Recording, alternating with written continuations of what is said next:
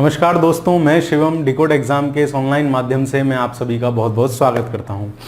पांचवी आज हम कक्षा अपनी पूर्वावलोकन सीरीज की करने जा रहे हैं। अब तक आपने बहुत अच्छा प्यार दिया है, बहुत अच्छा रेस्पॉन्स दिया है, तो मेरी भी फिर नैतिक जिम्मेदारी बनती है कि मैं आपको और भी ज़्यादा अच्छे से और भी प्रोत्साहन स्वरूप अच्छे से आपको इस चीज़ को कराता चलूँ। ठीक है, चलिए तो आज पांचवा शुरू करते हैं, जिसमें हम आज के जो चैप्टर है हमारा दिन रात वाला चैप्टर है, एक आपका ज्वालामुखी वाला हो जाएगा, है ना, और एक दो आपके चैप्टर्स इसमें और हैं, देख लेते हैं। चलिए तो बिना टाइम गवाए शुरू करते हैं। बाकी यदि आप लोग आरओ के लिए प्रिपरेशन कर रहे हैं तो जैसा कि आपको पता है हमारा संस्थान एक बहुत सफल बैच चलाता है आरओ के लिए, जिसका आपको रिजल्ट्स आप लोग देख ही चुके हैं। तो यदि आप संस्थान से जुड़ना चाहते हैं तो स्क्रीन पर नंबर आ रहे होंगे, आप उनसे कांटेक्ट कर सकते हैं। ठीक है, चलिए तो देखते हैं। पहला चैप्टर है दिन और रात, है ना, दिन रात। तो क्या होता है ये मैं आपको, आपने एनसीईआरटी वाली अगर मेरी वीडियो देखी होगी तो उसमें आपको बेहतर तरीके से समझा चुका हूं, लेकिन फिर भी मैं यहां थोड़ा सा आपको बता देता हूं। और आप इसको डिटेलिंग में अगर इसको और ये मेरी नेक्स्ट वाली जो स्लाइड है, इन स्लाइड्स को अच्छे तरीके से देखना चाह रहे हैं तो एनसीईआरटी का चैप्टर 3 वाली क्लास है, इसी चैनल पे आपको मिल जाएगी। वहां आप इसको आसानी से और बेहतरीन तरीके से इस डायग्राम को समझ सकते हैं। बहुत इंपॉर्टेंट डायग्राम है ना, बहुत कॉन्सेप्ट्स हैं इसमें, फिर भी मैं शॉर्टकट में इसको समझाने की आपको कोशिश करूंगा। ठीक है, तो जैसा कि आप देख रहे हैं कि सन का जो लाइट है ना, सूर्य जो है हमारी अर्थ के एक ही हिस्से पे चमकता है। जैसे मान लीजिए आप सूर्य हैं तो आपकी तरफ से जो रोशनी आ रही होगी ना, वो मेरे जो हाथ ढका हुआ है इस वाले भाग पे आएगी, लेकिन जो भाग मेरी तरफ है वो क्या रहता है, वो रहता है अंधेरे में। तो वही यहां दिखाने की कोशिश की गई है कि एक ही हिस्से पे रोशनी आती है इस इमेज के माध्यम से, जिसको हम क्या कहते हैं, इस लाइन को, जो लाइन दिन और रात के, रोशनी और अंधेरे के इस डिफरेंस को बताती है, उसको क्या कहते हैं, प्रदीप्त वृत्त कहते हैं, लाइन ऑफ इल्यूमिनेशन कहते हैं। ठीक है, इंग्लिश में। चलिए तो इसके सवाल देखते हैं। सवाल देखने से पहले आप इस डायग्राम को समझ लीजिए जरा, 2 मिनट लगा के मैं आपको बता देता हूं। पृथ्वी की परिक्रमण गति जो है, परिक्रमण गति मतलब पृथ्वी जो सूर्य के चारों तरफ घूम रही है उसका क्या मूवमेंट रहता है ना। देखो, जैसा कि आप जानते हो कि पृथ्वी अपने अक्ष पर कितनी झुकी हुई है, 23.5 डिग्री। अगर झुकी हुई ना होती तो ये अक्ष इस तरीके से सीधी लाइन होती, ऐसे यहां सीधी लाइन होती, ऐसे यहां सीधी लाइन होती, लेकिन 23.5 डिग्री झुकी होने के कारण इस प्रकार की चीजें हैं। तो इसी से ही ऋतु परिवर्तन होता है। होता क्या है, ये जो आप रेखा देख रहे हो ये कौन सी रेखा है, ये 0 डिग्री है, विषुवत रेखा है। ऐसे ये यहां 0 डिग्री है, विषुवत रेखा है ना। चलो देखो, है क्या कि जब 21 जून, ये 3-3 महीने बाद की अवस्था है, क्योंकि 12 महीने लगभग पूरा 365 दिन जो है पृथ्वी को चारों ओर सूर्य का एक चक्कर पूरा करने में लगते हैं। तो उसी आधार पर इसको 4-4 महीने की स्थितियां हैं। ये क्या है हमारा, ये है हमारा 21 मार्च की स्थिति, है ना, 21 मार्च की स्थिति, और ये है 21 जून। यहां से हम शुरू करते हैं 21 जून से।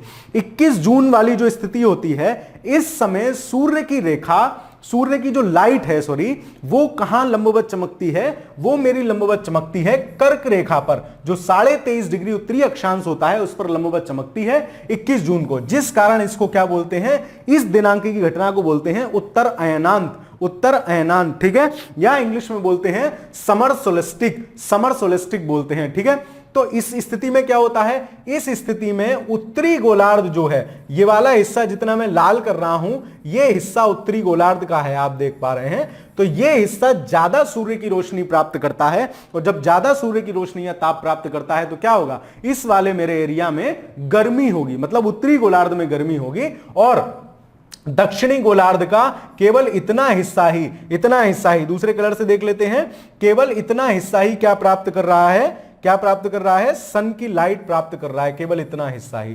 ठीक है, क्योंकि इसके इधर वाला तो, ये वाले के इधर वाला तो पूरा एरिया अंधेरे में है। तो देखिए, जब यहां सनलाइट कम प्राप्त हो रही है तो क्या होगा, यहां क्या होगा, अंधेरा, मतलब अंधेरा नहीं होगा, ठंड होगी, यहां शीत ऋतु होगी। तो वही यहां बताया गया है कि ग्रीष्म ऋतु होती है उत्तरी गोलार्ध में और शीत ऋतु होती है दक्षिणी गोलार्ध में। ठीक है, इसी प्रकार से 3 माह बाद क्या होता है, 3 माह बाद लगभग बराबर स्थितियां हैं, लगभग बराबर स्थितियां हैं। क्या कि सूर्य क्या है, देखो इससे एक इधर से और समझते चलो। सूर्य इस तरीके से पृथ्वी इस तरीके से गति कर रही है कि सन की जो रोशनी है वो सूर्य की जो लंबवत किरणें हैं वो यहां से यहां तक घूमती रहती हैं। अब जब कर्क रेखा पर सन की रेज लंबवत पड़ रही थी, सूर्य की किरणें, फिर यहां से सूर्य चलना शुरू होता है। कब, 21 जून के बाद। फिर कहां आएगा, ये 23 सितंबर को कहां आएगा, विषुवत रेखा पर लंबवत चमकेगा। तो क्या होगा, विषुवत रेखा पर लंबवत चमकेगा। उत्तरी गोलार्ध में क्या होगा, शरद ऋतु होगी, और दक्षिणी गोलार्ध में क्या होगा, वसंत ऋतु होगी। इसी प्रकार 22 दिसंबर को सन की रेज क्या होंगी, दक्षिणी गोलार्ध वाले हिस्से में ज्यादा होंगी सूर्य की किरणें, तो वहां ठंड पड़ना, वहां गर्मी होगी, और हमारे यहां क्या होगी, ठंड होगी। उत्तरी गोलार्ध, हमारे यहां से तात्पर्य है क्योंकि हम भारतवासी उत्तरी गोलार्ध के निवासी हैं, तो वहां क्या होगी, ठंड होगी। और इसी प्रकार सेम वाली स्थिति यहां होती है। ठीक है, बहुत विस्तृत तौर पे समझने के लिए आप उस क्लास को रेफर कर सकते हैं। एनसीईआरटी क्लास 6 की जो ज्योग्राफी वाली क्लास है उसका 3rd पार्ट है। ठीक है, चलो यहां हमको याद क्या क्या रखना है, हमें यहां याद रखना है 2-3 चीजें हमको यहां याद रखनी है। मैं आपको याद रखने के तौर पे यहां बता देता हूं। देखिए है क्या आपको ये याद रखना है, एक तो कर्क संक्रांति कब हो रही है, 21 जून। मकर संक्रांति कब हो रही है, 22 दिसंबर। ठीक है, और इस स्थिति को बोलते हैं विषुव। 21 मार्च और 23 सितंबर को क्या बोलते हैं, विषुव, या इंग्लिश में इक्विनॉक्स इसको बोलते हैं। ठीक है, तो आपको याद रखने का सिंपल तरीका है, कोई सा भी एक याद रख लीजिए, और 3-3 महीने का गैप है। देखिए जैसे 21 जून को अगर आप कर्क संक्रांति याद रख ले रहे हैं तो 21 जून के बाद 3 माह सितंबर, 23 सितंबर थोड़ा डेट याद रखेंगे, 21 सितंबर ना होगा 23 सितंबर है, और उधर क्या है 22 दिसंबर है, और फिर उधर क्या है 21 मार्च है। तो यहां से तो एक दिन घट गया है 3 महीने में, यहां 2 दिन प्लस है। तो इस तरीके से इस डायग्राम को आप याद रखेंगे तो आगे आने वाले प्रश्न जो हैं वो आप इजीली कर पाएंगे। ठीक है, चलिए पहला सवाल देखते हैं, किस तिथि को दिन और रात बराबर होते हैं। देखो दिन और रात बराबर होने का क्या मतलब है, दिन और रात बराबर होने का क्या मतलब है कि दिन रात बराबर होने का मतलब है कि सूर्य की किरणें कहां चमक रही हो, विषुवत रेखा पर लंबवत हो, विषुवत रेखा पर लंबवत हो, इक्विनॉक्स वाली स्थिति हो, विषुव वाली स्थिति हो। तो अभी हम देख के आए थे विषुव वाली जो स्थिति थी या तो वो मार्च में थी या सितंबर में थी। तो यहां हमारा क्या आंसर होगा, यहां हमारा, क्योंकि मार्च वाली यहां डेट नहीं दी है, सितंबर वाली डेट दी है, तो दिन और रात कहां बराबर होंगे, 23 सितंबर को बराबर होंगे। विषुव या इक्विनॉक्स, ठीक है, वर्ष के किन 2 काल जब दिन और रात बराबर होते हैं होता है। अभी हमने देखा था 2 जो ऊपर और नीचे वाली स्थिति पिछले वाले डायग्राम में थी वो किसकी थी, विषुव की थी, इक्विनॉक्स की थी। तो एक क्या थी, एक तो थी 21 मार्च और एक क्या थी 23 सितंबर। तो 21 मार्च और 23 सितंबर, ऑप्शन नंबर ए इसका आंसर, दूसरे क्वेश्चन का ऑप्शन नंबर ए इसका आंसर होगा। ठीक है, अगले प्रश्न पर चलते हैं। वर्ष भर रात और दिन कहां बराबर होते हैं। देखो ये कहना क्या चाह रहे हैं, देखो विषुवत रेखा पर इसका आंसर है भूमध्य रेखा।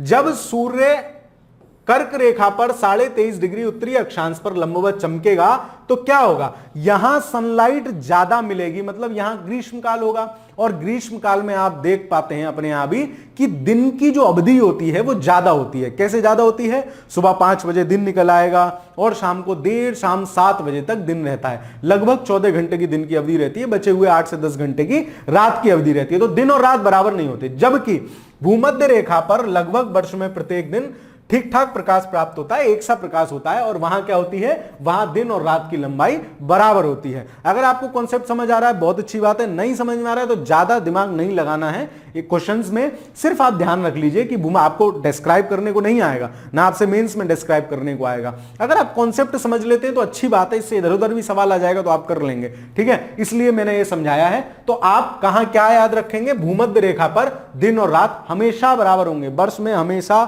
दिन और रात भूमध्य रेखा पर बराबर होते हैं। उत्तरी गोलार्ध में कर्क संक्रांति के समय 12 घंटे का दिन होगा। अब देखो ये घुमाने के लिए क्वेश्चन है, भाई उत्तरी गोलार्ध में जब कर्क संक्रांति होगी मतलब कब का समय होगा, सर 21 जून का समय होगा जब कर्क संक्रांति होगी। परंतु वहां क्या होगा, वहां तो सनलाइट ज्यादा मिल रही है तो वहां दिन की अवधि भी ज्यादा होगी, वहां क्या होगा, दिन की अवधि भी ज्यादा होगी। लेकिन दिन और रात की घंटी मतलब 12 घंटे का कहां बराबर होगा, तो मैं आपको बताता चल रहा हूं, हमेशा चाहे कर्क संक्रांति हो, मकर संक्रांति हो, विषुव हो, कुछ भी हो, हर स्थिति में दिन और रात बराबर अगर आपसे पूछा जाए तो वो कहां होगा, विषुवत रेखा पर मेरा होगा, या भूमध्य रेखा पर होगा, या इक्वेटर पे होगा। ठीक है, अगला सवाल देखते हैं। उत्तरी गोलार्ध में वर्ष का सबसे छोटा दिन होता है। अब आप एक बात समझो, वर्ष का सबसे छोटा दिन कब होगा, जब सन क्या हो, जब सन की रेजिस क्या हो, ये उत्तरी गोलार्ध हो गया, और सन की रेजिस दक्षिणी गोलार्ध में मैक्सिमम मकर रेखा पर जिस दिन लंबवत पड़ेंगी मतलब 22 दिसंबर को, तो 22 दिसंबर के बाद तो ऊपर चलनी शुरू हो जाता है सन, 22 दिसंबर के बाद इधर को आना शुरू हो जाता है। तो क्या होगा, 22 दिसंबर के बाद तो दिन की अवधि बढ़ने लगेगी। वो पूछ रहा है सबसे छोटा दिन कब होगा, तो सबसे छोटा दिन कब होगा? 22 दिसंबर, जिस दिन मकर संक्रांति होगी, जिस दिन सूर्य की किरणें मकर रेखा पर लंबवत चमकेंगी, उस दिन उत्तरी गोलार्ध में दिन की अवधि सबसे छोटी और रात की अवधि क्या होगी? सबसे बड़ी होगी। तो इस क्वेश्चन का आंसर होगा ऑप्शन नंबर बी, 22 दिसंबर। चलिए, वर्ष का सबसे बड़ा दिन कौन सा होता है? अब देखो, ये कंफ्यूजिंग सवाल है, वर्ष का सबसे बड़ा दिन कौन सा होता है? अब अगर उत्तरी गोलार्ध में कहे वर्ष का सबसे बड़ा दिन कौन सा होता है, तो सर जिस दिन कर्क संक्रांति होगी वो दिन सबसे बड़ा होगा, मतलब 21 जून। दक्षिणी गोलार्ध में यही बात पूछ ली जाए कौन सा होगा, तो सर 22 दिसंबर होगा, जिस दिन वहां मकर संक्रांति होती है। अब क्या इसमें दोनों दिए हैं? नहीं, इसमें देखो, इसमें अब एक ही नहीं, 21 जून भी दिया है और वो भी दिया है, तो ये दोनों इसका आंसर होगा। दोनों क्वेश्चन इसके आंसर हो सकते हैं, मतलब सॉरी, दोनों ऑप्शन इसके आंसर हो सकते हैं, ऑप्शन बी भी, ऑप्शन सी भी। इस प्रकार के प्रश्नों में आप क्या कीजिए, इस प्रकार के प्रश्नों में आप दोनों में से एक लगा आइए। आयोग हमेशा 2 आंसर इस प्रकार के प्रश्नों में जारी करता है, क्योंकि यहां उसकी गलती है, उसने दिखाया नहीं है कि वो उत्तरी गोलार्ध की बात कर रहा है या वो दक्षिणी गोलार्ध की बात कर रहा है। तो इसका आंसर बी भी सही होगा, इसका आंसर सी भी सही होगा। और यहीं अगर लिखा होता उत्तरी गोलार्ध तो इसका आंसर सही होता बी, और यहीं अगर लिखा होता दक्षिणी गोलार्ध, सदर्न हेमिस्फीयर, तो इसका आंसर सही होता सी। ठीक है, चलिए अगले प्रश्न पे चलते हैं। किस तारीख को सबसे बड़ा दिन होगा? अब देखो यहां क्या है, आप डेट देखो, दिन सबसे बड़ा कब हो सकता है? सबसे बड़ा दिन हो सकता है सर या तो कर्क संक्रांति वाले दिन यानी 21 जून को, या सर हो सकता है 22 दिसंबर को, मकर संक्रांति वाले दिन। अब देखो, क्या यहां भी दोनों डेट हैं? 21 जून है लेकिन 22 दिसंबर यहां नहीं है, यहां 25 दिसंबर है। तो यहां ऑटोमेटिक, चाहे उन्होंने दिया है चाहे नहीं दिया है उत्तरी गोलार्ध या दक्षिणी गोलार्ध, लेकिन क्योंकि इन दोनों डेट में से ऑप्शन में एक ही डेट है, तो हमारा सही आंसर क्या होगा? हमारा आंसर होगा सी। ठीक है, हमारा सही आंसर क्या होगा? सी। अगला प्रश्न, दक्षिणी गोलार्ध में सबसे बड़ा दिन होगा। अब यहां क्लियर करके पूछ रहा है दक्षिणी गोलार्ध में सबसे बड़ा दिन कब होगा? तो दक्षिणी गोलार्ध में जब सन की रेजेस लंबवत पड़ेंगी मकर रेखा पर, वो दिन सबसे बड़ा होगा। कब पड़ती हैं? 22 दिसंबर को पड़ती हैं। तो 22 दिसंबर इसमें क्या है? बी, ऑप्शन नंबर इसका आंसर होगा बी। दक्षिणी गोलार्ध में सबसे बड़ा दिन कब होगा? बी। वो जो अभी मैंने समझाया है, यहां बहुत शॉर्ट में समझाया था, जो डायग्राम था, अगर आपको डिटेल में उस कॉन्सेप्ट को समझना चाह रहे हैं तो फिर आपसे आग्रह करता हूं कि क्लास 6 एनसीईआरटी भूगोल चैप्टर नंबर 3 इसी चैनल पर वीडियो पड़ी हुई है, उसको आप जाके वहां उसको अच्छे से समझ सकते हैं। चलिए 9th क्वेश्चन देखते हैं। निम्नलिखित तिथियों में से किसमें दोपहर को आप अपनी छाया सबसे छोटी होती है? देखो, छाया छोटी बड़ी कब होगी? अगर मैं आपके ऊपर से कोई लाइट जलाऊं तो क्या होगा? आपकी छाया सबसे छोटी होगी, और साइड से आपकी कोई लाइट जल रही हो तो इधर आपकी छाया लंबी पड़ेगी, इधर चल रही हो तो इधर लंबी पड़ेगी। उसी प्रकार यहां ऊपर आते आते छोटी हो जाती है। मतलब जब कोई प्रकाश का जो पॉइंट है वो हमारे लंबवत हो, है ना, तब हमारी छाया सबसे छोटी होती है। ठीक है, अब हम इसमें क्या देख सकते हैं? कोई ऐसी डेट देख सकते हैं जिसमें सन की रेजेस क्या हो? लंबवत हो। तो सन की रेजेस लंबवत कब होती हैं? सन की रेजेस लंबवत या तो जून में होंगी या सितंबर में होंगी, जून या फिर 22 दिसंबर को होती हैं। ठीक है, जून या फिर 22 दिसंबर को होती हैं। तो इसमें कौन सी तिथि हमको दी हुई है? इसमें हमको दिया हुआ है जून 21। जून 21 में क्या होगा? हमारे ऊपर सन की रेजेस लंबवत पड़ रही होंगी और हमारी छाया सबसे छोटी होगी। ठीक है, मैंने आपको एग्जाम्पल दे दिया है किस तरीके से छाया छोटी हो सकती है। तो आंसर क्या होगा? इसका आंसर होगा सी। अगला प्रश्न, ग्रीष्म अयनांत प्रतिवर्ष होता है। वही बात, ग्रीष्म अयनांत या समर सोलेस्टिक, या इसको क्या बोलते हैं? इसको बोलते हैं कर्क संक्रांति। कब होती है सर? 21 जून को। 21 जून को कर्क संक्रांति होती है, जिस दौरान सूर्य की किरणें कर्क रेखा पर क्या होती हैं? लंबवत होती हैं, कर्क रेखा पर लंबवत होती हैं। अगला देखते हैं, जून की 21 तारीख को सूर्य क्या होगा? भाई जून की 21 तारीख में सूर्य क्या होगा? सूर्य कहां होगा जून की 21 तारीख को? जून की 21 तारीख को सूर्य कर्क रेखा पर लंबवत चमक रहा होगा। जब कर्क रेखा पर सूर्य लंबवत चमक रहा होगा तो क्या होगा? उत्तरीय ध्रुव वृत्त पर क्षितिज के नीचे नहीं डूबता है, दक्षिणीय ध्रुव वृत्त पर क्षितिज के नीचे नहीं डूबता है, मध्य में भूमध्य रेखा पर ऊर्ध्वाधर रूप से व्योमस्य चमकता है। गलत भाई, भूमध्य रेखा पर कैसे मध्याह्न में चमक जाएगा, ये भी गलत। ठीक है, मकर रेखा पर ऊर्ध्वाधर, मकर रेखा पर भी नहीं चमकेगा। कहां चमक रहा होगा 21 जून को? तो कर्क रेखा पर। तो कर्क रेखा पर जब चमक रहा होगा तो उत्तरीय ध्रुव वृत्त पर सूर्य क्षितिज के नीचे नहीं डूबेगा। इसका क्या मतलब है? उत्तरीय ध्रुव वृत्त क्या होता है? ये 0 डिग्री अक्षांश, ये कर्क रेखा, ये कर्क रेखा 23.5 डिग्री, ये 66.5 डिग्री जो होगा वो उत्तरीय ध्रुव वृत्त होगा। तो उत्तरीय ध्रुव। अब पृथ्वी के टिल्टेशन के कारण क्या होता है? टिल्टेशन के कारण क्या होता है? जिन दौरान उत्तरी गोलार्ध में दिन की अवधि सबसे ज्यादा हो रही होती है, उस दौरान क्या होता है? उत्तरी ध्रुव पर 6 महीने की दिन होता है। उत्तरी ध्रुव पर 6 महीने का दिन होता है। तो उत्तरीय ध्रुव वृत्त पर सूर्य क्या होता है? सूर्य कभी भी डूबता हुआ प्रतीत नहीं होता है, वहां लगभग 6 माह का दिन होता है। ठीक है, तो इस क्वेश्चन का आंसर होगा answer number A, option number A. अगले सवाल पे चलते हैं।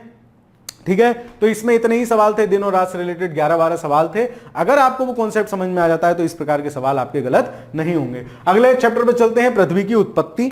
ठीक है, निम्नलिखित विद्वानों में से किसने सुझाव दिया कि पृथ्वी की उत्पत्ति गैस और धूल कणों से हुई है? देखो, ये कई सारे विचार हैं। कोई कह रहा है कि ज्वारीय परिकल्पना है ना, बिग बैंग थ्योरी है ना, और धूल और गैस कण वाली थ्योरी है ना। तो इसको हम थोड़ा सा ट्रिक्स बना के याद कर लेते हैं। देखो कैसे, जैसे ये दोनों में जा है ना, जेम्स जीन। तो जेम्स जीन की कौन सी परिकल्पना है? तो इनकी परिकल्पना है ज्वारीय परिकल्पना।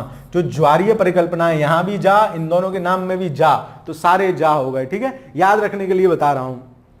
होयल, एफ होयल ने नाम दिया था बिग बैंग को, बिग बैंग नाम दिया था। प्रतिपादित तो किसने किया था? Big bang theory. Big bang theory प्रतिपादित की थी लेमेथियर ने, है ना। लेमेथियर ने बिग बैंग थ्योरी नाम प्रतिपादित की थी, लेकिन उसको बिग बैंग नाम किसने दिया था? इन्होंने दिया था। ठीक है, अब ये गैस और धूलकण वाली उत्पत्ति का सिद्धांत किसने दिया है? ओ शिमिड। ओ शिमिड। तो आप इसको कैसे याद कर सकते हो? इसको बुक में अपने लिख लो, ओ शिट यार, धूल मिट्टी है। जैसे कहीं धूल मिट्टी होती है, धूल ज्यादा हो गई, गैस ज्यादा हो गई, तो हम लोग क्या कहते हैं? ओ शिट, है ना। तो वही ओ शिमिड। ओ शिमिड, पृथ्वी की उत्पत्ति कैसे हुई है? धूल और गैस से हुई है, ये बता रहे हैं। ठीक है, तो वही बुक पे नोट करते रहिए इस प्रकार की चीजें। आप एग्जाम, मान लीजिए सेम क्वेश्चन रिपीटेड हो गया, अगर आपको ये ध्यान रहेगा, बुक पे लिख लेंगे, रिवाइज करते समय याद रहेगा, तो आप आसानी से इस प्रश्न का उत्तर दे पाएंगे। देखो, इसमें मैंने 2-3 सवाल आपको बता दिए। ठीक है, चलो। पृथ्वी की आयु निर्धारित करने में निम्नलिखित में से कौन सी विधि का प्रयोग करते हो? अगर ना पता हो ना, आधे से ज्यादा कार्बन डेटिंग मार के आएंगे। लेकिन पृथ्वी की आयु निर्धारित करने में कौन सी विधि अपनाई जाती है? यूरेनियम डेटिंग अपनाई जाता है, क्योंकि पृथ्वी का जो टाइम है ना, वो बहुत लंबा है ना, बहुत ज्यादा समय है उस चीज का, तो इसलिए उसमें यूरेनियम डेटिंग काम में आती है। तो इसका आंसर होगा सी। ठीक है, भूगर्भिक इतिहास। भाई साहब, इसके सवाल मतलब कुछ सवाल इसके रट लो, याद कर लो। भूगर्भिक इतिहास समझने लगोगे, लिस्टोसिन, प्लेस्टोसिन, क्रायोसिन, ये युग ना समझते समझते दिमाग का दही हो जाता है। तो मैं आपको यहाँ बिल्कुल नहीं समझाने वाला हूं।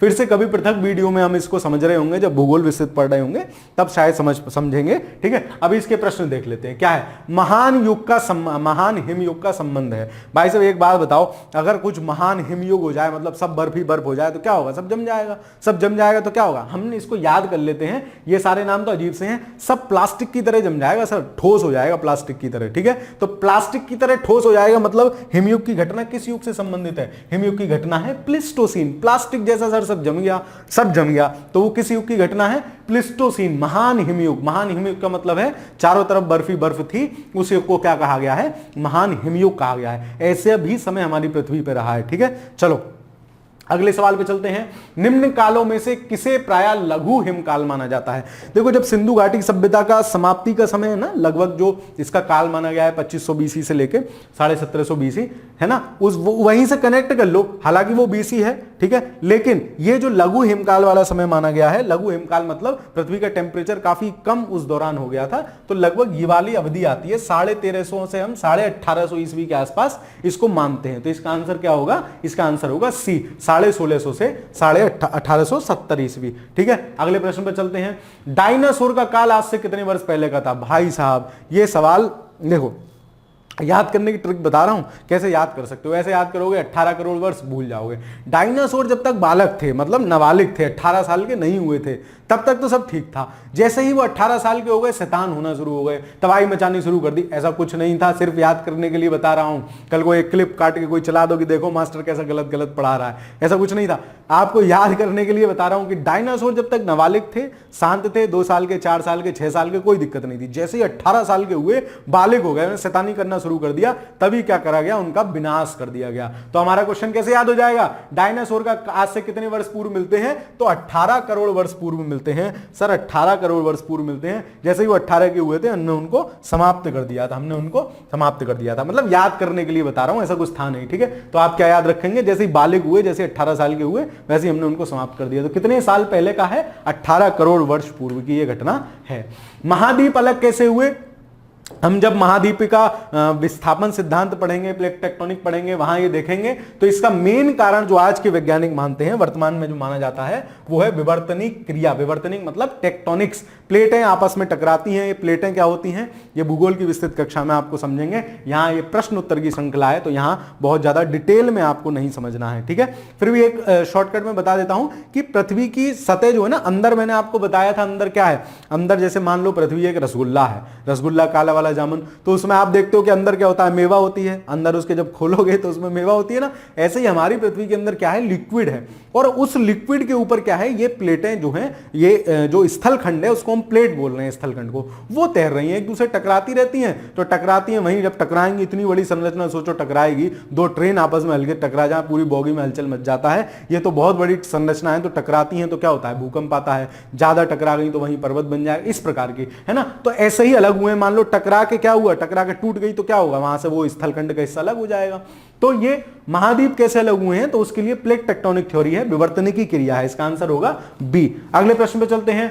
निम्नलिखित महाद्वीपों में से कौन सा गोंडवाना लैंड का भाग नहीं था, गोंडवाना लैंड का भाग नहीं था। देखो, माना जाता है कि प्रारंभ में पृथ्वी क्या थी, एक ही स्थलखंड था, जिसका नाम क्या था, जिसका नाम था पेंजिया, जिसका नाम क्या था, पेंजिया, और चारों तरफ इसके पानी था, जल था, जिसका नाम क्या था, पेंथलासा था, ठीक है। फिर ये दो हिस्सों में ये हिस्सा टूट गया, दो हिस्सों में ये हिस्सा टूट गया, एक गोंडवाना लैंड और एक अंगारा लैंड, ठीक है। तो नीचे वाला हिस्सा जो था वो गोंडवाना लैंड था, नीचे वाला हिस्सा जो था वो गोंडवाना लैंड था, और ऊपर वाला हिस्सा था दूसरा, ठीक है। इन दोनों के बीच में क्या उत्पन्न हुआ, इन दोनों के बीच में तेथिस सागर उत्पन्न हुआ।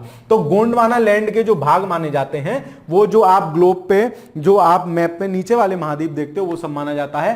तो दक्षिणी अमेरिका माना जाएगा, अफ्रीका माना जाएगा, ऑस्ट्रेलिया भी उसी का हिस्सा माना जाएगा, उत्तरी अमेरिका उसका हिस्सा नहीं था। हमारा भारत भी इसी प्लेट का एक भाग था, गोंडवाना लैंड का ही। तो इसका आंसर क्या होगा, इसका आंसर होगा उत्तरी America, A, option number A. अगले सवाल पे चलते हैं। भारत प्राचीन सुपर महाद्वीप गोंडवाना लैंड का भाग था। देखो, अभी बता रहा था, वही सेंटेंस आ गया। इसमें वर्तमान समय का निम्न भूभाग शामिल था। गोंडवाना लैंड में और कौन कौन शामिल था, वही पूछ रहे हैं। तो गोंडवाना लैंड में जैसे जब आप वर्ल्ड का मैप देखते हो ना, तो ये क्या है, ये ऊपर उत्तरी अमेरिका है, ऊपर क्या है, ऊपर उत्तरी अमेरिका है, इस तरीके से। नीचे क्या है, नीचे दक्षिणी अमेरिका आ जाता है, आपका दक्षिणी अमेरिका। इधर एशिया और यूरोप मिक्स करके आ जाते हैं, ठीक है, यहां। और यहां क्या आ जाता है, अफ्रीका आ जाता है, यहां फिर ऑस्ट्रेलिया आ जाता है। तो ये वाला जो नीचे वाला हिस्सा है ना, हमारे भारत से लेके भारत, अफ्रीका, दक्षिणी अमेरिका, ऑस्ट्रेलिया, ये सब किसका पार्ट है, ये सब पार्ट है गोंडवाना लैंड का। तो वही ये भाई साहब पूछ रहे हैं कि गोंडवाना लैंड का निम्न भूभाग कौन कौन सा शामिल था। तो देखो, अफ्रीका भी था, दक्षिण अमेरिका भी था, ऑस्ट्रेलिया भी था। तो इसका आंसर क्या होगा, इसका आंसर होगा उपयुक्त सभी, ये सभी गोंडवाना लैंड का हिस्सा थे। चलो अगले सवाल पर चलते हैं। अगला प्रश्न क्या कह रहा है, अगला प्रश्न कह रहा है, पृथ्वी पर मूलतः एक ही विशाल भूखंड था, जिसे कहते थे, मैंने अभी आपको बताया था, पेंजिया, और चारों तरफ क्या था, उसके सागर था, जिसको पेंथलासा कहते थे। तो भूखंड का क्या नाम था, पेंजिया। ऑप्शन नंबर बी इसका राइट आंसर होगा। अगले पे चलते हैं। पृथ्वी पर जीवन के प्रादुर्भाव का प्रथम जीवाश्मी साक्ष्य है 3 मिलियन वर्ष पूर्व, मिलियन नहीं, बिलियन वर्ष पूर्व का है। या तो ये टाइपिंग मिस्टेक है या बुक का ही ऐसा होगा। लगभग 3.6 बिलियन वर्ष पूर्व, बिलियन, ठीक है, बिलियन वर्ष पूर्व पृथ्वी पर जीवन का प्रादुर्भाव माना जाता है, ठीक है। मिलियन का मतलब 10 लाख। अब तो आप लोग सब जानते ही हैं आजकल यूट्यूब के जमाने में कि इसके 1 मिलियन व्यूज हो गए। 1 मिलियन व्यूज का मतलब कितना है, 10 लाख, ठीक है। चलो आगे चलते हैं। निम्नलिखित में से किस घटना या किन घटनाओं ने जीवों के विकास क्रम को प्रभावित किया होगा। भाई देखो, महाद्वीपीय विस्थापन कैसे प्रभावित हुआ होगा। मान लो कि ये पृथ्वी है, इस पर एक ये महाद्वीप था। जब इसके दो टुकड़े हुए होंगे तो आधा महाद्वीप इधर, आधा महाद्वीप इधर। मान लो रामू नाम का कुत्ता है, कुत्ता नहीं कुछ और अच्छा जानवर ले लेते हैं, मतलब कुछ भी मान लो, बकरी है, है ना। मीना नाम की बकरी है, अब मीना किसी का नाम हो तो बुरा मत मानना कि सन ने मुझे बकरी बना दिया। मीना नाम की बकरी है, उसके रिश्तेदार इधर रहते हैं, तो मीना तो बेचारी इधर चली गई होगी, बकरी और मीना के रिश्तेदार इधर चले गए होंगे, मतलब टूट गए होंगे, बीच में समुद्र आ गया, तो उनका जीवन प्रभावित हुआ होगा नहीं हुआ होगा। हिमानी चक्र, हिमानी मतलब क्या होता है, हिमानी कहते हैं जो बर्फ की जमी हुई नदियां होती हैं उनको हिमानी बोला जाता है, ठीक है, उनको हिमानी बोला जाता है। तो जब हिमयुग आया होगा, सारी नदियां जम गई होंगी, तो क्या हुआ होगा, उससे भी जीवों का जीवन चक्र प्रभावित हुआ होगा। तो इसका आंसर क्या होगा, 1 और 2 दोनों। किन दोनों से प्रभावित हुआ होगा, दोनों चीजों से प्रभावित हुआ होगा। बलन क्रिया किसका परिणाम है। बलन क्या होता है, बलन होता है जैसे मान लो ये कागज है और ये कागज पे दोनों तरफ से जोर लगाया जाए तो ये क्या होगा, ये मुड़ा हुआ है इसलिए नीचे झुक रहा है, ऊपर जाएगा, ठीक है। जब बलन होगा तो क्या होगा, ऐसे करके ऊपर चला जाएगा। तो किसका वो होगा, पर्वत निर्माणकारी बल का परिणाम है बलन क्रिया, ठीक है, बलन क्रिया। तो इसका आंसर क्या होगा, इसका आंसर होगा सी, बलन पर। जैसे पर्वत के भी 3 टाइप हैं, बलित पर्वत, भ्रंतोष पर्वत, ज्वालामुखी पर्वत, ठीक है। तो उसमें से बलन किसका वो होता है, पर्वत निर्माणकारी बल का, ठीक है। अगला देखते हैं, पर्वत निर्माणकारी बल लगेगा तो बलन क्रिया होगी, बलन क्रिया लगेगा तो पर्वत बन जाएगा, ठीक है। निम्नलिखित पर विचार कीजिए, विद्युत चुंबकीय विकिरण, भूतापीय ऊर्जा, गुरुत्वीय बल, प्लेट संचलन, पृथ्वी का घूर्णन, पृथ्वी का परिक्रमण, उपयुक्त में से कौन से पृथ्वी के पृष्ठ पर गतिक परिवर्तन लाने के लिए जिम्मेदार हैं। प्राय सभी चीजों से लगभग मैक्सिमम चीजें ही गतिक परिवर्तन पृथ्वी पर ला देती हैं, गतिक परिवर्तन, ठीक है। तो इसका आंसर होना चाहिए सारा, 1 2 3 4 5 6 सब होंगे, ठीक है, 1 2 3 4 5 6 सब होंगे। गुरुत्वीय बल पृथ्वी का घूर्णन है, भाई पृथ्वी के घूर्णन से भी तो गतिक चीजें, गतिक परिवर्तन हो रही, पृथ्वी घूम रही है, परिक्रमा कर रही है, उससे भी परिवर्तन हो रहा है। तो इसका आंसर होगा डी, ठीक है, डी सभी। सही कालक्रम में व्यवस्थित कीजिए। ऐसा कोई सवाल आ जाए तो उसको पेपर में छोड़ देना चाहिए, एक आध सवाल छोड़ने वाले भी होते हैं, लेकिन चूंकि आयोग ने इसका आंसर दिए, मतलब आयोग द्वारा इसका आंसर दिया जा चुका है, यूपीपीसीएस 2017 का प्रश्न है, तो मैं आपको बता देता हूं। ये जमाव की बात चल रही है, जमाव वही हिमयुग वाला जो जमाव को हमने उसको बोला है उसकी बात चल रही है ना। तो ये सब पाषाण काल के जमाव हैं और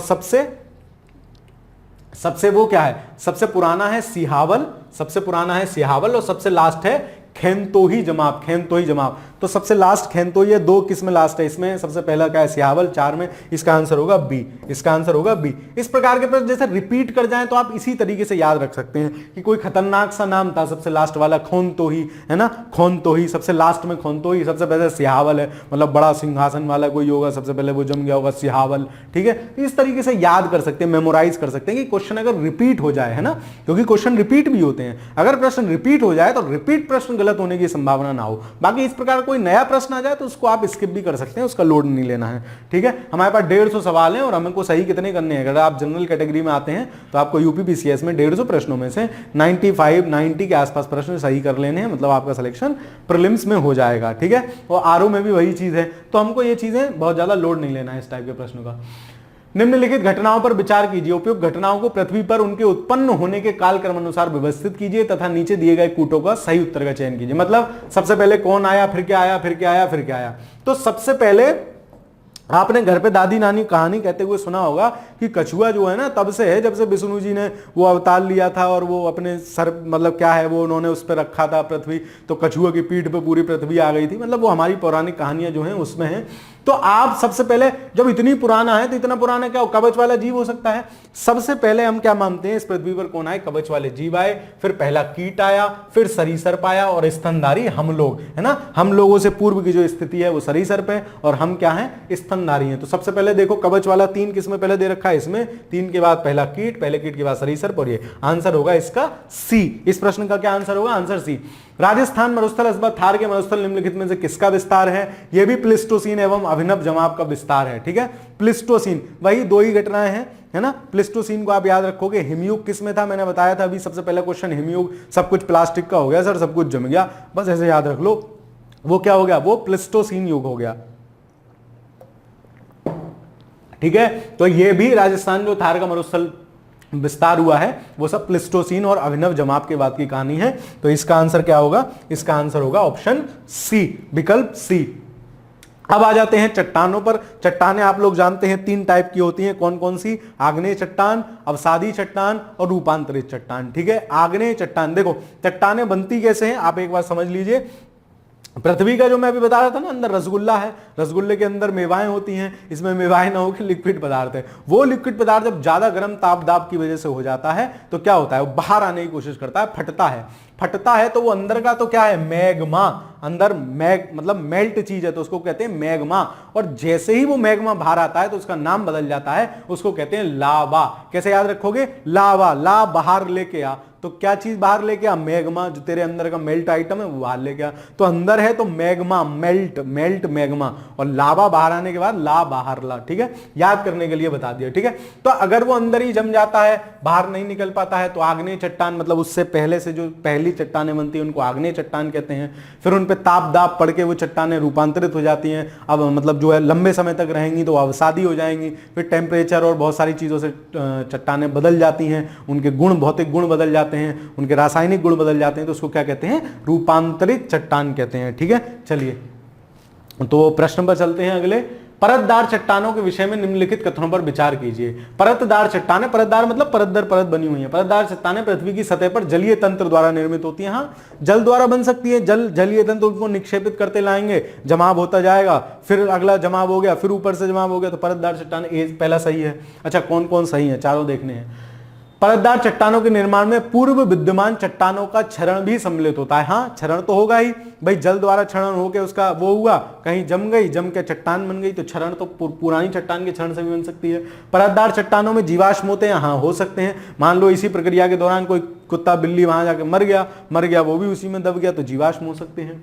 परतदार चट्टानों में विशिष्ट रूप से परतों में पाई जाती है। हाँ, सामान्यतया परतदार चट्टान है, इसका नाम ही परतदार है, इसलिए परतों में पाई जाती है, इसलिए ही इसका नाम परतदार चट्टान है। तो इसका आंसर क्या होगा, चारों ही सही हैं, 1 2 3 4 सब सही है। यूपीएससी 2001 का ये प्रश्न है। चलो, अवसादी सेलों के लिए निम्नलिखित में से कौन सा सत्य है ना, 4 स्टेटमेंट दे रखे हैं, कौन सा सत्य है।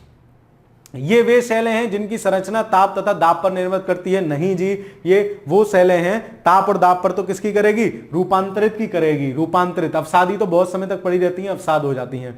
ये सेल क्रिस्टलीय होती है, नहीं, ये अक्रिस्टलीय होती हैं। आग्नेय क्रिस्टलीय और अक्रिस्टलीय दोनों होती हैं, ये कौन सी होती हैं, अक्रिस्टलीय होती हैं, तो बी भी गलत हो गया। ये सेलें स्तरों में निक्षेपित होती हैं, स्तरें मतलब वही परतदार होती हैं, तो इसका आंसर सी सही होगा। ये सेलें जल में नहीं निर्मित हो सकती, नहीं, जल की तो उसकी पर्याप्त जल की भूमिका होती है, अभी पिछले क्वेश्चन में पढ़ के आए थे। तो इसका आंसर क्या होगा, कौन सा सत्य है, ये सेलें स्तरों में निक्षेपित होती हैं, तो इसका आंसर होगा सी, 29 का सी। अगले पे चलते हैं। बलुआ पत्थर एक परतदार चट्टान है क्योंकि वह, बलुआ पत्थर एक परतदार चट्टान है क्योंकि वह मरुस्थल में बनती है। बलुआ पत्थर कहां बनना है, मरुस्थल नहीं, गर्मी से बनती है, पानी के नीचे बनती है।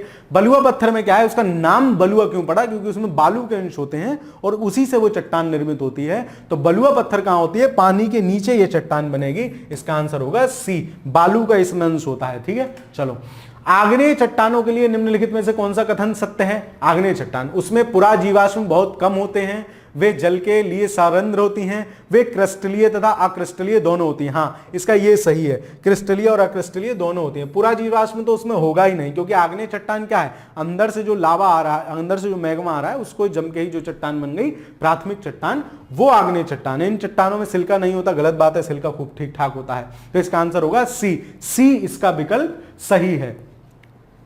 अगला देखते हैं। अधोलिखित नीचे लिखी कौन सी चट्टान में जीवाश्म नहीं पाए जाते हैं। जीवाश्म किसमें नहीं पाए जाएंगे, आग्नेय प्रकार की चट्टान में जीवाश्म नहीं पाए जाएंगे। मैंने आपको बताया था, क्योंकि वो इतना गरम गरम अंदर से आइटम आ रहा है, जीवाश्म पहली बात तो होता ही नहीं है, होगा भी तो इतने गरम में सब खत्म हो जाएगा, है ना। जो अंदर का मैग्मा है, मेल्ट, आप उसका टेम्परेचर समझ पर, हजारों डिग्री सेल्सियस उसका टेम्परेचर होता है, ठीक है, तो उसमें जीवाश्म कुछ नहीं होगा, ठीक है। तो ग्रेनाइट जो है, ग्रेनाइट आग्नेय शैल का उदाहरण है। आप क्या कीजिए, आप जो पूर्वावलोकन लेके बैठे ना, उसमें आगे जो नोट्स दिए रहे हैं, उसमें इसके वो टाइप्स दिए हैं, तो आप एक पेपर पे वो टाइप नोट कर लीजिएगा, या उसमें ही मार्क कर लीजिएगा कि आग्नेय चट्टान के कौन कौन से उदाहरण हैं, अवसादी चट्टान के कौन कौन से उदाहरण हैं, रूपांतरित के कौन कौन से उदाहरण हैं, उनको बैठ के रट डालिए, क्योंकि इससे कई सवाल आते हैं, तो आपका सवाल गलत ना हो, ठीक है। तो इसका आंसर क्या होगा, इसका आंसर होगा बी, ग्रेनाइट, ठीक है। ग्रेनाइट में जीवाश्म नहीं पाए जाते हैं, क्यों, क्योंकि ये आग्नेय चट्टान है, और हम जानते हैं आग्नेय चट्टान में जीवाश्म नहीं मिलते हैं। रूपांतरित चट्टानों की उत्पत्ति किस प्रकार की चट्टानों से होती है, तो रूपांतरित की आग्नेय से भी होगी, तलछटी मतलब अवसादी से भी होगी, वो दोनों रूपांतरित होकर ताप दाब के बाद रूपांतरित होकर बदल सकती हैं। तो इसका आंसर क्या होगा, इसका आंसर होगा सी, आग्नेय और तलछटी दोनों से रूपांतरित चट्टानों की उत्पत्ति हो सकती है। अगला सवाल चलते हैं। निम्नलिखित में से कौन सा रूपांतरित चट्टानों का उदाहरण नहीं है? रूपांतरित चट्टानों का, अरे भाई अभी पढ़ा था सर, ग्रेनाइट काहे का उदाहरण है? ग्रेनाइट आग्नेय चट्टान का उदाहरण है, तो ग्रेनाइट रूपांतरित चट्टान का उदाहरण नहीं है। ठीक है, आंसर क्या होगा? आंसर होगा डी। अगले सवाल पे चलते हैं। निम्नलिखित में से कौन समूह से संबंधित नहीं है? अच्छा, कोई इनमें से एक अलग होगा, तो अलग क्या है? नीस है। नीस क्या है? नीस एक रूपांतरित चट्टान है। आपको एक कब याद हो पाएंगे, मैं आपको बता रहा हूं। एक पेपर लीजिए, पेपर पे चट्टान एक मैप बनाइए, आग्नेय, अवसादी, रूपांतरित। आग्नेय के नीचे जो जो उसके टाइप है मान छे वो लिख लीजिए, अवसादी के नीचे जो जो टाइप है वो लिख लीजिए, और रूपांतरित के नीचे जो जो टाइप है वो लिख लीजिए, उनको रट लीजिए। ये सवाल सही होने लगेंगे। 4-5 एक आध सवाल मिल जाता है पेपर में, तो गलत ना हो इसके लिए छोटा सा काम करना है, छोटू सा किताब पे वहीं पढ़ना, चिपका देना, खत्म बात। ठीक है, इसका आंसर क्या होगा? इसका आंसर होगा नीस, ए।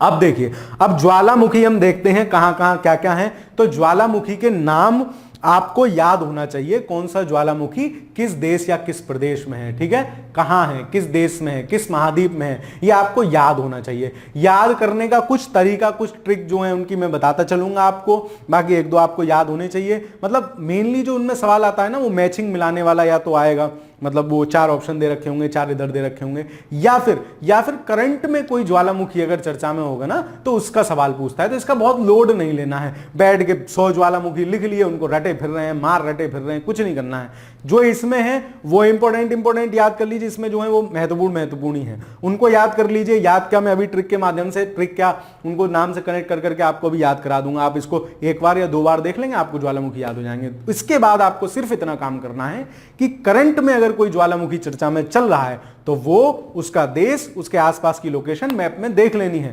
ताकि उसमें से अगर कोई सवाल आ जाए तो हमारा गलत ना हो। मुख्यतः 2 ही प्रश्न आएंगे, आप मुझसे लिख के ले लीजिए। एक सवाल आएगा तो मैचिंग वाला आएगा, मैचिंग वाले में अगर आपको 4 में से 2 पता है जो काफी फेमस रहते हैं तो आपका काम चल जाएगा। और अगर करंट वाला आएगा, सिंपल सा पूछेगा, तो वो करंट से अपडेट होकर आएगा, तो करंट को थोड़ा सा ध्यान रखिए। ठीक है, बस चलिए इसके सवाल देखते हैं। निम्न में से आज हमको 60 सवाल करने हैं और हमारा टारगेट है कि 60 सवाल विदिन 60 मिनट होने चाहिए। ठीक है, चलो। निम्नलिखित में से कौन सा एक मूल स्थल रूप है? तो मूल स्थल रूप मतलब प्राथमिक है, वो किसी के द्वारा बनाया नहीं। तो अपशिष्ट पर्वत तो क्या है? हवा साफ सब उड़ा के ले गई, नदियां बहा के ले गई, तब अपशिष्ट पर्वत बना।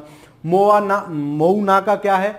ये भी ऐसे ही है। अपर्दनात्मक जलप्रपात क्या है? जलप्रपात ने सारी चीजों का अपर्दन कर दिया, तब वो जलप्रपात से अपर्दन हो रहा है, मूल नहीं है। ज्वालामुखी शंकु क्या है? ये मूल है। पृथ्वी से सबसे अंदर से वो निकल के आया, मैग्मा, बाहर आके लावा बना, लावा फैल के क्या बन गया? ज्वालामुखी शंकु बन गया। तो इसका आंसर क्या होगा? इसका आंसर होगा ए। इसका आंसर होगा ए। मूल स्थल रूप क्या है? ज्वालामुखी शंकु है।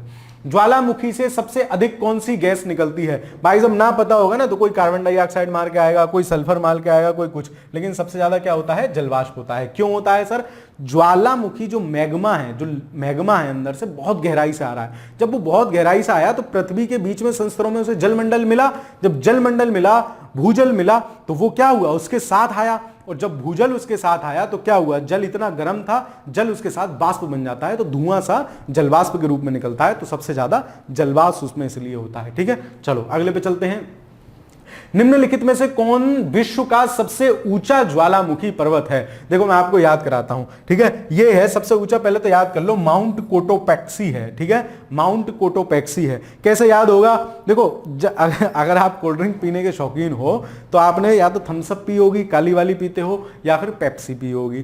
तो थम्सअप की अपेक्षा पेप्सी में क्या होता है? झाग ज्यादा होता है। मैं यहाँ ब्रांड एम्बेसडर नहीं हूं उनका, नया ऐड कर रहा हूं, आपको बता रहा हूं। पेप्सी में क्या होता है? झाग जो है ज्यादा होता है। तो पेप्सी क्या होगी? जैसे ही आप ढक्कन उसका कट से खोलोगे तो पेप्सी ज्यादा ऊंची तक जाएगी। बस हो गया काम। सबसे ऊंचा ज्वालामुखी कौन सा पर्वत है? Pepsi, Cotopaxi, mount Cotopaxi. Pepsi ज्यादा ऊंचाई तक जाती है। ठीक है, तो इस तरीके से आप इसको याद रख सकते हैं। वहीं बुक में नोट कर लेना, वहीं बुक में अपने शब्दों में इसको लिख लेना। दोबारा रिवाइज कर रहे होगे ना तो आसानी से यहीं से पढ़ लोगे। दोबारा पूरा फिर से वीडियो देखने का जरूरत नहीं है, टाइम बचाइए अपना। ठीक है, चलिए रिवीजन जितना ज्यादा रिवाइज कर लोगे, अगर आप घटना चक्र जैसी बुक्स या फिर आपके नोट्स कम से कम 5-6 बार पेपर से पहले रिवाइज कर जाते हैं तो आप यकीन मान के चलिए आपका एग्जाम क्वालिफाई होने से कोई नहीं रोक पाएगा। चलिए अगले पे चलते हैं। पृथ्वी के अंदर पिघले पदार्थ को क्या कहते हैं? मैंने आपको क्या कहा था, लावा नहीं, लावा तो कब होता है, ला बाहर, ला जब बाहर आ जाता है तब लावा। अंदर क्या है, मेल्ट है, मेल्ट है तो उसको क्या कह रहे हैं, मैग्मा कह रहे हैं, तो है ना। तो इसमें क्या होना चाहिए, मैग्मा दिया नहीं है तो इसका होना चाहिए उपयुक्त में से कोई नहीं। अंदर वाले को क्या कहते हैं, मैग्मा कहते हैं। अगले पे चलते हैं, लावा के ठोस होने के फलस्वरूप पृथ्वी के अंदर निर्मित चट्टानों को क्या कहते हैं। आग्नेय टाइप की चट्टानें होती है जिनको क्या कहते हैं, प्लूटोनिक चट्टान भी कहते हैं, जिनको हम प्लूटोनिक चट्टान भी कहते हैं। तो इसका आंसर क्या होगा, ए होगा। रूपांतरिक परतदार, ये तो बाद में आके बनती हैं, उसके अंदर निर्मित जो हो रही है उनको प्लूटोनिक चट्टानें कहते हैं। अगले पे चलते हैं, ज्वालामुखी उद्गार नहीं होते हैं। अब सर कैसे याद रखें, इतने सारे सागर हैं, ये है वो है, तो सिंपल सी एक लाइन यहां लिख लेना इस क्वेश्चन के आगे कि बाल्टी में थोड़ी ना ज्वालामुखी उद्गार होगा। तुम बाल्टी में पानी भर के रख दो, उसमें कहो देखो हम इसमें ज्वालामुखी उठाएंगे, तो बाल्टी में ज्वालामुखी उद्गार नहीं होता है, यही लाइन यहां लिख लो। तो बाल्टी में नहीं होता है मतलब बाल्टिक सागर में क्या होता है, ज्वालामुखी उद्गार नहीं होता है। किसमें नहीं होता है, बाल्टिक सागर में ज्वालामुखी उद्गार नहीं होता। इन सब में ये ज्वालामुखी वाले क्षेत्र हैं, काला सागर, कैरिबियन सागर, कैस्पियन सी, ये सब। बाल्टी में ज्वालामुखी उद्गार नहीं होता है या बाल्टिक सागर में ज्वालामुखी उद्गार नहीं होता है। यार पसंद आ रही हो चीजें तो वीडियो को लाइक भी कर दिया करो, है ना, वीडियो लाइक किया करो ताकि हमको प्रोत्साहन मिले कि हाँ हम जो पढ़ा रहे हैं वो आप लोगों को अच्छा लग रहा है, समझ में आ रहा है। और चैनल पे पहली बार आए हो तो चैनल को सब्सक्राइब जरूर आपको कर लेना चाहिए, यहाँ बहुत इंफॉर्मेटिव चीजें आपको मिलती रहती हैं। चलो, माउंट एटना क्या है, माउंट एटना एक ज्वालामुखी है जो कहां है, इटली महाद्वीप के सिसिली प्रायद्वीप पे है। इटली का लोकेशन जब आप बर्ड में देखोगे ना तो ऐसे ऐसे करके इटली है और इसके आगे एक धनतूरा और निकला हुआ है, इसको हम क्या, ये सिसिली है ना, तो वहां ये माउंट एटना है। तो एटना बोलते इसको इटली में ही है, तो क्या है, एक ज्वालामुखी है, ज्वालामुखी पर्वत है। इसका आंसर क्या होगा, इसका आंसर होगा सी।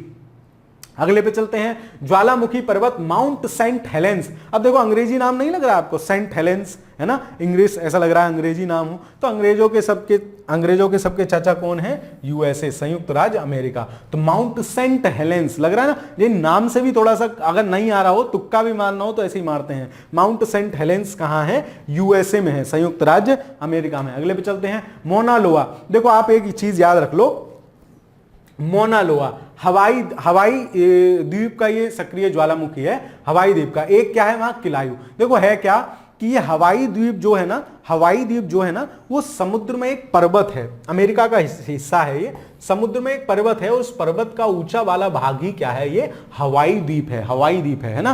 तो क्या है, समुद्र में एक पर्वत पे स्थित एक किला है, आपको ऐसे याद रखना है, कहानी बता रहा हूं, इसको ऐसे ही लिख लेना किताब में, दोनों तीनों सवाल हो जाएंगे। हवाई द्वीप क्या है, समुद्र में पर्वत है, पर्वत का ऊपरी हिस्सा जो समुद्र से उससे बाहर निकल आया जल से, वो क्या है, वो हवाई द्वीप है, इसीलिए इसको हवाई द्वीप बोल रहे हैं। तो हवाई द्वीप पे क्या है, किला है, किला। तो यहां पे एक और ज्वालामुखी है जिसका नाम है किलायू, और उस किले में कौन रहती है, उस किले में मोना डार्लिंग रहती है ना।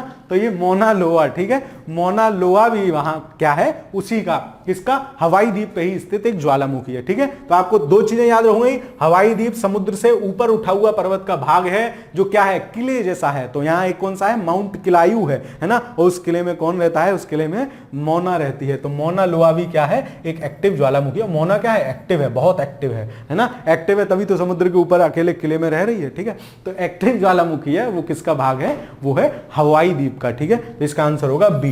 देखो यार ये याद ऐसे ही करना पड़ेगा, आपकी कुछ पुरानी ट्रिक्स हो तो इनको मत याद रखना, अपनी याद रखना, नहीं हो तो ये लिख लेना, बात खत्म हो गई। हमें याद करने से मतलब है, सवाल सही होने से मतलब है, ठीक है। चलो आगे चलते हैं, निम्नलिखित में से कौन सक्रिय ज्वालामुखी है। देखो ये ना मतलब 6 क्लास की एनसीईआरटी जब आप पढ़ रहे हैं ना, तो उसके 6 चैप्टर में जहां स्थल रूप और वो सब है ना, उसमें सेम लाइन लिखी हुई है। तो ये दोनों जो है ना, कोटोपैक्सी, अभी हम पढ़ के आ रहे थे, कोटोपैक्सी और क्या, फ्यूजियामा, कोटोपैक्सी फ्यूजियामा हम पढ़े ना। पेप्सी बहुत एक्टिव है, एकदम पेप्सी निकले, सबसे ऊंचा भी सक्रिय ज्वालामुखी है कोटोपैक्सी, ठीक है। तो और फ्यूजियामा और एटना भी है। अकांकागुआ नहीं है, अकांकागुआ कहां है, अकांकागुआ ज्वालामुखी अर्जेंटीना में, आ से अर्जेंटीना, आ से अकांकागुआ, ऐसे याद 2-3 बार याद रखोगे। जैसे यहाँ के, जैसे लिख कैसे लो मैं आपको बताऊं, मैं कैसे लिख लेता हूं, मैंने आ को गोला करा और यहीं लिख लिया अर्जेंटीना, है ना, अपनी बुक पे यहीं लिख लिया अर्जेंटीना, ठीक है। तो अर्जेंटीना का भी आपका गोला कर लिया तो आपको कहानी याद हो जाएगी, आ से आ में है, ठीक है। बाकी ये कोटोपैक्सी, फ्यूजियामा जापान में है, एटना कहां, इटली में है, ठीक है, इटली में है। तो 2, 3, 4 इसका आंसर सही होगा। सक्रिय ज्वालामुखी कौन से हैं, 2, 3, 4 डी। अगला प्रश्न देखते हैं, निम्नलिखित में से कौन क्रियाशील ज्वालामुखी है, कौन क्रियाशील ज्वालामुखी है। तो देखो अकांकागुआ तो भी पीछे भी पढ़ के आए थे, नहीं है, अकांकागुआ नहीं है, और किलिमंजारो भी नहीं है, और किलीमंजारो भी नहीं, किलीमंजारो कहाँ है, तंजानिया में है, शांत है। किलीमंजारो मर गया बेचारा, मंजारो मर गया बेचारा, मर गया, शांत हो गया है, ठीक है। तो ये सुसुप्त ज्वालामुखी है। एटना और विसुवियस ये दोनों क्या है, एक्टिव है। तो इसका आंसर क्या होगा, 2 और 4, इसका आंसर होगा डी 2 और 4, ठीक है। अगले सवाल पे चलते हैं। अफ्रीका का सर्वोच्च पर्वत शिखर माउंट किलीमंजारो, आपको ये तो बहुत बेसिक सवाल है, आपको याद होना चाहिए। ये एक सुसुप्त, मंजारो मर गया बेचारा, ठीक है, सुप्त ज्वालामुखी है, ये शांत ज्वालामुखी है और कहां है, अफ्रीका के तंजानिया में है और साथ ही साथ अफ्रीका का सर्वोच्च पर्वत शिखर भी है। तो तंजानिया, ये तो आपको याद ही होना चाहिए, कई बार आप पढ़ चुके होंगे, तंजानिया, ठीक है। किलीमंजारो है एक क्या है, वोल्केनो है, ठीक है, वोल्केनो है। तो इसका आंसर होगा ए, इसका आंसर होगा ए, वोल्केनो है, ठीक है। अगला सवाल देखते हैं, अगला सवाल देखते हैं।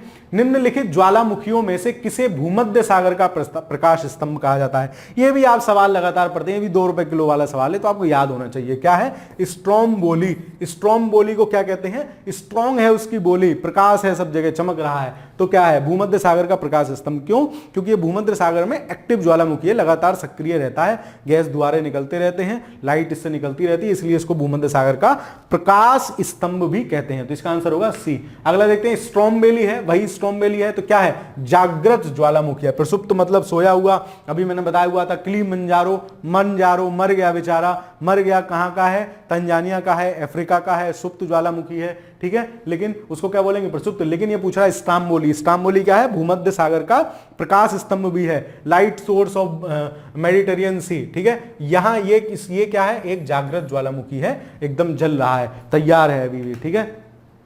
संसार का सर्वाधिक सक्रिय ज्वालामुखी है, फिर वही आ गया, सबसे सक्रिय ज्वालामुखी है। मैंने आपको बताया था सबसे सक्रिय, सबसे ऊंचा भी वही बताया था। तो कौन सा है, सबसे एक्टिव है, क्योंकि उसमें गैस बहुत ज्यादा है, तो कोटोपैक्सी होगा। इसका आंसर क्या होगा, इसका आंसर होगा कोटोपैक्सी। चलो आगे चलते हैं। सूची 1 को सूची 2 से मिलाइए। एटना, विसुवियस, येरीवियस, कोटोपैक्सी, ठीक है। तो कोटोपैक्सी इसका आंसर होगा, इस क्वेश्चन का आंसर होगा, देखो एटना तो चला जाएगा इटली, लेकिन सिसिली दिया है, तो हम इसको कहां से मिलाएंगे, इसको मिलाएंगे सिसिली से, इसको मिलाएंगे सिसिली से। सिसिली मैंने आपको बताया इटली का ही एक प्रायद्वीप है सिसिली। तो ए का तो हो जाएगा 4, ए का 4 देखो किसमें है, बी में है और डी में है, ठीक है, बी में है और डी में। बी का क्या होगा, विसुवियस कहां है, विसुवियस भी इटली का है, तो बी का 3 किसमें है, इन दोनों में ही है, मतलब इन दोनों को तो काटते ही चलो, है ना, इन दोनों में ही है। लेकिन फिर सी क्या है, येरीवस। येरीवस या तो कहां होगा, राजद्वीप पे होगा, या फिर कहां होगा, इक्वाडोर में नहीं। कोटोपैक्सी जो पेप्सी है वो हमारी इक्वाडोर पे है, हमारे डोर पे हमेशा पेप्सी तैयार रहती है। मैंने आपको बता दिया पेप्सी क्या है, सबसे ऊंचा भी है, सबसे सक्रिय भी है, क्योंकि सक्रिय है तभी तो ऊंची हो गई, ज्यादा ऊपर तक उठ गई। एक्टिव तो आप जान ही रहे हो, गैस उसमें ज्यादा है, याद करा दिया है मैंने आपको। तो कोटोपैक्सी कहाँ है, वो इक्वाडोर पे है। कैसे याद रखोगे, हमारे डोर पे हमेशा पेप्सी तैयार रहती है, हम लोग पेप्सी पीने के आदी हैं, ठीक है। बच्चा ये येरीवस, येरीवस कहाँ होगा, राजद्वीप पे। तो इसका आंसर क्या होगा, इसका आंसर होगा बी, इसका आंसर होगा बी। चलो अगला देखते हैं। सूची 1 को सूची 2 से सुमेलित कीजिए, ज्वालामुखी और देश, ठीक है।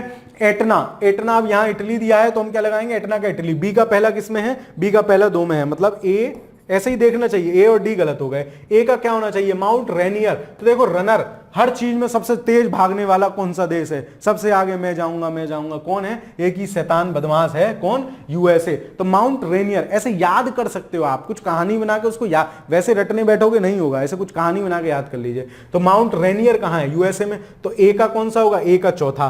तो ए का चौथा किस में है, बी में है, और बी का पहला, एटना इटली में है, बी का पहला पेरिकुटन, पेरिकुटन, कुटन मैक्सिको। मैक्सिको को मैं याद करता था मां से, मैक्सिको मम्मी से याद कर लेता, पता नहीं ऐसा साउंड करता था मैक्सिको मम्मी जैसा, तो मैं मैक्सिको से मां। तो कुटिन, मम्मी पैरों से क्या करती, कूट, जब जिसका मन करे। मम्मी से जो आदमी नहीं पिटा तो उसने जीवन का सबसे महत्वपूर्ण सुख नहीं लिया है, ठीक है। मां से कुटना बहुत जरूरी है। तो पेरिकुटन, मां पैरों से भी कूट देती है, मां, मैक्सिको को मां से याद रखेंगे, ठीक है। और ताल कहां है, ताल फिलीपींस में है। तो इस तरीके से इसका आंसर कौन सा हो जाएगा, इसका आंसर हो जाएगा पहले का, ए का चौथा, एटना का पहला, बी का पहला। तो इसका आंसर हो जाएगा बी, इसका आंसर हो जाएगा बी। बी पेरिकुटन का क्या होगा, सी का दूसरा, हाँ सही है, इसका आंसर होगा बी, ठीक है। चलो अगले पे चलते हैं, अगले सवाल पे चलते हैं। क्या पूछ रहा है, सूची 1 को सूची 2 से मिलाइए। माउंट रेनियर सेम है, ये तो सेम रिपीट कर दिया, चलो कोई बात नहीं, सेम सवाल रिपीट कर दिया, आप करिए। अब इसको दोबारा वीडियो पॉज करके रोक के देखो सर ने क्या बताया। रेनियर रनर कौन है, यूएसए है। Etna Italy, Paricutin Mexico, mummy, Mexico mummy, ठीक है। मैक्सिको बगल में मम्मी लिख लो, मम्मी के पैरों से जो नहीं कुटा उसने जीवन का सबसे बड़ा सुख छोड़ दिया। और ताल कहां है, फिलीपींस में, ठीक है, सेम है। अगला देखते हैं। Mount Kinabalu, Elburz, Aconcagua, Kilimanjaro. देखो अब यहां अगर नहीं भी आता हो तो देखो तुक्का कैसे लगाते हैं। अब ईरान है, ईरान ये मुस्लिम कंट्री है, अल बुर्ज नाम नहीं लग रहा आपको, ऐसे नाम होते हैं अल बुर्ज, अल बगदादी, अल खलीफा, ऐसे ही अल और सल लगे हुए होते हैं, मतलब बता रहा हूं याद करने के लिए। तो इसका क्या होगा, बी का 4 हो जाएगा, ये हमको पता है। अर्जेंटीना सर आपने बताया था कांकागुआ और अर्जेंटीना, तो सी का पहला हो जाएगा। किलिमंजारो सर आप बता ही रहे हो बार बार, तंजानिया में है। किनाबालू हमें नहीं भी पता तब भी सर मलेशिया में ही होगा, तो यही बचा। इस हिसाब से जो ऑप्शन होगा वो इसका आंसर होगा, मतलब ए का होगा दूसरा, ए का दूसरा, बी का चौथा, सी का क्या है, सी का अकांकागुआ, सी का पहला है, मतलब डी इसका आंसर होगा, डी इसका आंसर होगा 55 का। ठीक है, अगले क्वेश्चन पे चलते हैं। एक दो सवाल और है, 60 प्रश्नों का आज मैंने कर लिया था, मुझे लगा कि 1 घंटे की वीडियो हो जाए, आप लोग पसंद कर रहे हो इसलिए। चलो माउंट एटना अभी देख क्या इटली में, सर सबसे पहले जो पता है ना उसको देखो, जो कंफर्म पता है, माउंट एटना इटली, बी का पहला। देखो किस किस में है बी का पहला, इन दोनों को उड़ा दो, बी का पहला इन दोनों में है ना। कोलिमा, कोलिमा, तो देखो कोलिमा वही माँ वाला कॉन्सेप्ट है ना इसमें, मैक्सिको माँ कोलिमा, तो सी का तो होगा चौथा, है ना, सी का होगा चौथा, सी का चौथा ये दोनों में, सी का चौथा ये है। ठीक है, बी का पहला हो गया। ए का क्या होगा, फिर मेरापी, मेरापी कहाँ है, पेरू में, मेरापी पेरू, है ना, मेरापी पेरू 4-5 बार बोलो तो याद हो जाएगा, पी पेरू, ये एक याद कर लेना, है ना। इसका कुछ अगर आपको कुछ समझ में आ रहा हो तो कमेंट कर देना, और भी साथियों की आपके हेल्प हो जाएगी। मेरापी पेरू, ठीक है, तो डी का हो जाएगा दूसरा, डी का दूसरा, तो इसका आंसर क्या होगा, इसका आंसर होगा ए। 56 का आंसर हो जाएगा ए। नहीं, एक मिनट, सबनकाया इंडोनेशिया, सबनकाया इंडोनेशिया, 56 का सी होगा, ए का क्या होगा दूसरा, सबनकाया, एक मिनट, सबनकाया पेरू में है यार शायद, सबनकाया पेरू में, बी का पहला ठीक है, माउंट एटना इटली में, और सी का 4th ठीक है। कोलिमा कहाँ है, हाँ ठीक है, कोलिमा कहाँ है, इसमें है। ठीक है, इसका सी आंसर सही होगा। ठीक है, इसका आंसर सही होगा सी। चलो, प्रसिद्ध ज्वालामुखी पर्वत कराकाटोआ निम्नलिखित में से किस देश में स्थित है, तो कराकाटोआ कहाँ है, इंडोनेशिया में है। ठीक है, इंडोनेशिया में है कराकाटोआ, इसको एक तो याद कर लो, सारे याद कराता चल रहा हूं। कराकाटोआ कहाँ है, इंडोनेशिया में है कराकाटोआ। ठीक है, चलिए अगले पे चलते हैं। निम्नलिखित सूची को सम्मिलित कीजिए। वही रनर, रनर कौन है, अमेरिका है, तो रनर किससे कनेक्ट हो जाएगा, यूएसए से। एटना सर आपने बताया था इटली, पेरिकुटिन पैरों से कुटोगे नहीं, किसके, माँ के। माउंट एपो कहाँ है, फिलीपींस में, हो गए चारों। तो ए का क्या होगा, ए का चौथा होगा, अरे 3 में है। बी का क्या होगा, बी का क्या होना चाहिए, एटना इटली, बी का पहला, 2 में है, ये गलत, ये गलत। सी का कौन सा होना चाहिए, अच्छा ए का 4, तो बी इसका आंसर सही होगा। ए का 4, बी का पहला, 2 में ही है, तो इसका आंसर कौन सा सही होगा, बी इसका आंसर सही होगा। ठीक है, तो आज के सवालों की सूची इतनी ही है। ज्वालामुखी तक अब तक हम पढ़ चुके हैं, और आपके मन की भी ज्वालामुखी जागृत हो जाना चाहिए अपनी परीक्षा के प्रति, अपनी तैयारी के प्रति। ठीक है, तो आज की वीडियो को यहीं खत्म करते हैं, इसके आगे के चैप्टर अगली वीडियो में लेंगे। आपको ये लेक्चर्स कैसे लग रहे हैं बताते चलिएगा कमेंट्स में, अच्छे लग रहे हो अपने यार दोस्त मित्र मंडली दोस्ती सबके साथ साझा करते चलिएगा। ठीक है, और अगर आप चैनल पर नए हैं तो चैनल को सब्सक्राइब कर लीजिए, वीडियो को लाइक कर दीजिए, और पढ़ते रहिए, खुश रहिए।